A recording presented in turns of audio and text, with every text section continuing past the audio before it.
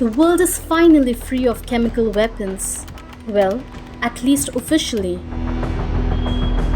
The milestone was reached on 7th July 2023 when the United States deactivated and destroyed a rocket which was drained of sarin nerve agent.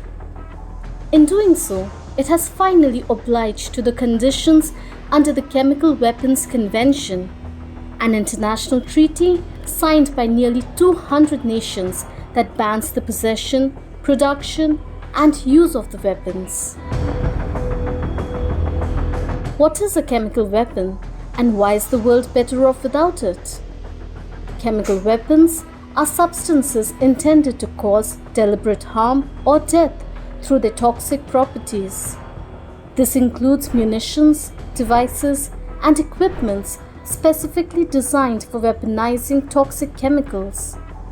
Their devastating impact was felt during World War I, where over 1.3 million soldiers were exposed and 100,000 lost their lives due to the chemical attacks. Although chemical weapons were not deployed on the battlefield during World War II, nations stockpiled them as a precaution. However, Nazi forces infamously used poisonous gas to murder millions in concentration camps. During the World War, the United States and Russia amassed vast quantities of chemical weapons, with the US holding over nearly 30,000 tons by 1990 and Russia likely having at least 40,000 tons. In 1997, the US Senate ratified the Chemical Weapons Convention.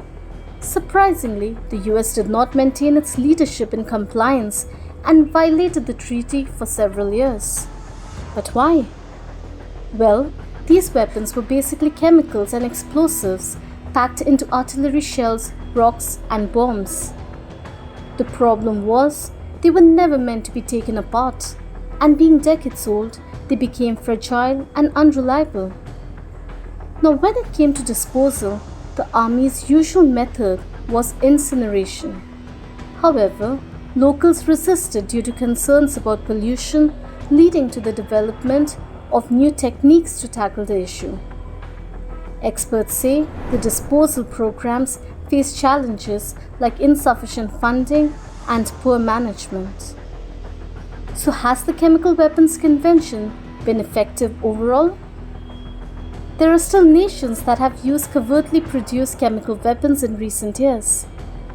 Most notably, Syria deployed chlorine and nerve agents in its civil war with horrible effects. Russia has used some chemicals for targeted assassination attempts, and North Korea's leader, Kim Jong-un, used nerve agents to kill his half-brother.